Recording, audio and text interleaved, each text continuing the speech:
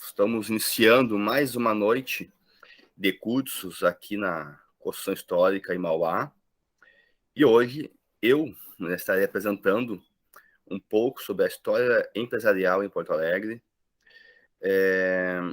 Logo mais, o Eduardo Trindade estará apresentando a cena punk rock em Porto Alegre também. Bom, pessoal, eu vou iniciar aqui já o compartilhamento de tela e vou daí me apresentando melhor conforme eu inicio aqui, tá? Então, história de empresas, desenvolvimento econômico e memória coletiva. Esse é o nome da nossa palestra de hoje. E está naturalmente, né, ligado, então, à questão empresarial em Porto Alegre. Mas o que é história empresarial? Da onde é que isso vem e qual é a moral disso, né? Para que serve isso aí? Bom, pessoal, eu me lembro quando comecei a trabalhar essas questões, isso começou a partir de uma inquietação minha. Estava bastante inquieto, ali já tinha concluído meu mestrado em História, sou formado em História pela FAPA, e eu estava iniciando, na verdade, o doutorado na PUC, onde eu trabalhava com uma questão de desenvolvimento empresarial de duas empresas, a Miura, em Porto Alegre, e a Gurgel, em São Paulo. E minha ideia era ver como essas empresas se desenvolviam. Pois bem, enquanto eu desenvolvia o meu trabalho, eu já estava inquieto com como aplicar melhor a história no dia a dia, como tirar ela do universo acadêmico, do academicismo tradicional nosso, e trazer isso ao acesso da população. Então, a ideia era tirar um pouco da academia e trazer para as pessoas comuns. Né? Eu tinha que, né, para mim, o quanto chato era muitas vezes estudar a história. Era comum as pessoas dizerem que gostavam de história, mas não gostavam de como é apresentada a história.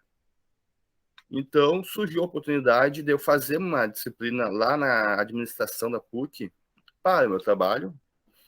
E lá, então, surgiu a ideia, para resumir aqui para vocês, da criação de uma empresa chamada Construção Histórica Assessoria Empresarial. A proposta é bem simples, era trabalhar a história empresarial, mas não só. Tá? Aí eu comecei a perceber também as possibilidades que eu poderia estar levando. Desculpa, eu vou tossir um pouquinho, tá, pessoal, no meio da apresentação. Então, como é que eu comecei a perceber as diversas formas que eu poderia estar trazendo para facilitar o entendimento da história.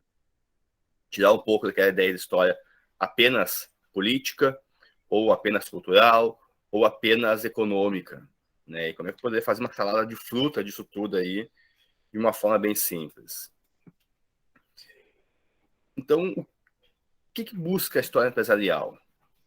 Ele vai passar por pelo menos 3 pontos: desenvolvimento urbano, desenvolvimento econômico, desenvolvimento social.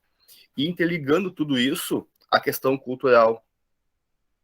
Eu ouvia muito, logo que nós começamos, as pessoas falando com certo desdém: ah, mas tu trabalha isso, tu estuda isso, né? Como que se fosse um crime nós trabalharmos história de empresas, como se o historiador não pudesse trabalhar neste outro campo.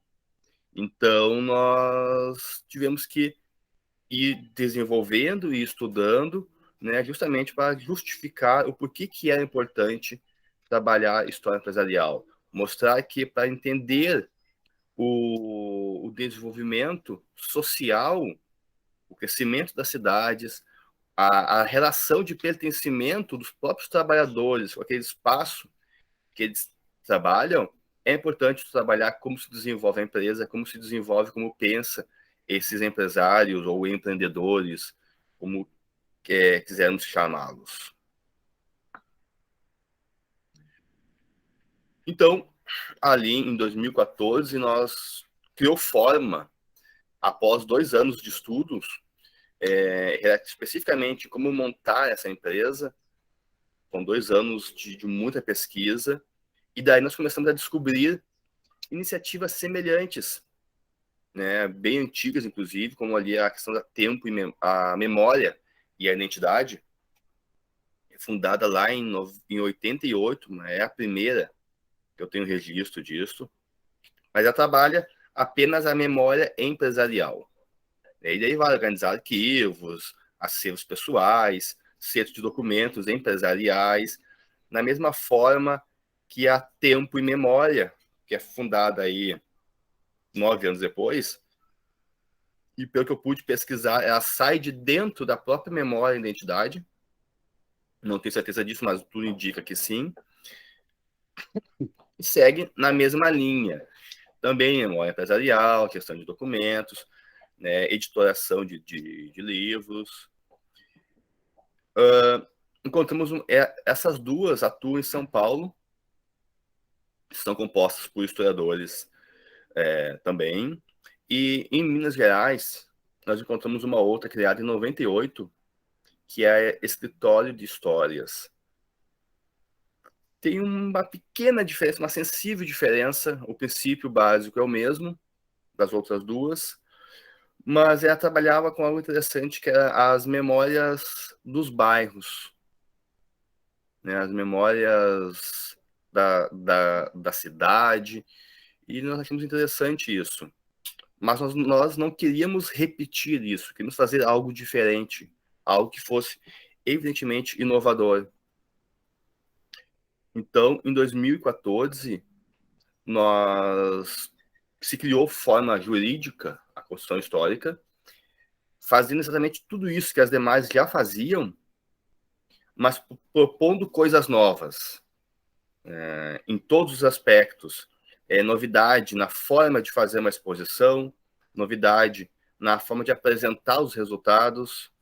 Nós criamos, e naquela época, eu coloquei em vermelho ali no escritório de histórias, um museu virtual. Quando nós começamos em 2014, a escritório de histórias não tinha essa possibilidade com eles. E nós colocamos isso na nossa plataforma, começamos a desenvolver e a vender esse serviço. E esta semana, quando eu fui olhar lá como é que estava, apareceu o museu virtual. Se tem a ver ou não conosco, eu não sei, né? Mas nós somos pioneiros nisso. Enfim, né? Desenvolvemos jogos, palestras, exposições. O MemoShot é um produto totalmente exclusivo nosso. Depois, em outra oportunidade, podemos esmiuçar um pouco mais do que é isso. Grupos de pesquisa histórica e, por fim, né, desde 2020, desenvolvendo aí uma plataforma de cursos. A nossa proposta ela é ser um centro de história completo. Hoje, a construção histórica ela faz exatamente tudo que uma faculdade de história faz. Aliás, faz mais do que isso, porque nós desenvolvemos jogos também e outros serviços, mas aquilo que a universidade, que a faculdade faz, modéstia à parte, a nossa equipe faz pelo menos igual, se não melhor. Por que melhor?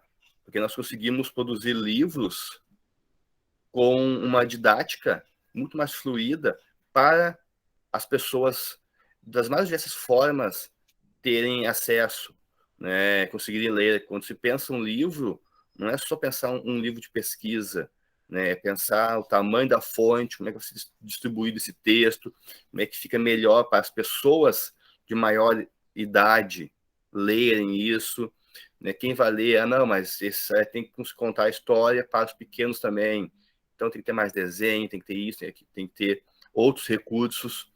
Então, hoje a construção histórica ela é uma plataforma, aliás, não, ela é um centro, né, uma produtora de história completa.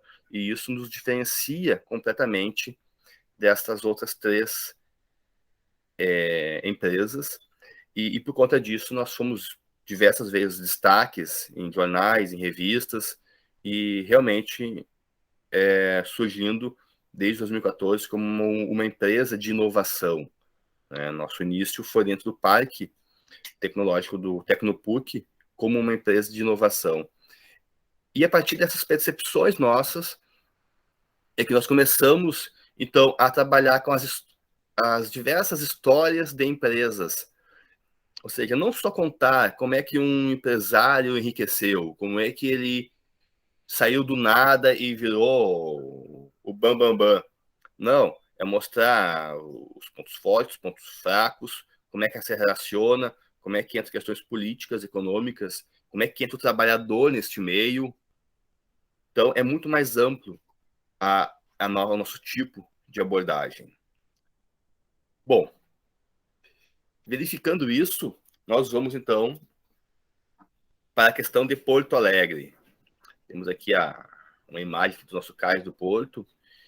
E nós vamos partir justamente desse princípio hoje, que é a questão do porto, né? O Guaíba.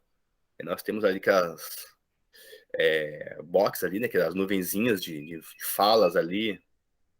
Porto de Viamão, Porto do Dornelles, Porto dos Casais e, enfim, Porto Alegre. Por que isso? Porque existem diversas formas, né, muitas explicações para a origem de Porto Alegre. Há quem conte, porque foi a partir dos casais açorianos, e se foca, muitos fazem isso, se foca a partir dos casais açorianos, como que se fosse ali o ponto decisivo para a formação da cidade, e não é. A questão decisiva para a formação de Porto Alegre é o Guaíba, é a partir dele. E nós vamos ver brevemente aqui, a partir de algumas empresas selecionadas, alguns aspectos que demonstram, né, a importância do porto para esse desenvolvimento. Claro que existiram, né, uma infinidade de empresas em Porto Alegre. Nós vamos fazer aqui um caminho, quase um tour, né, Aline?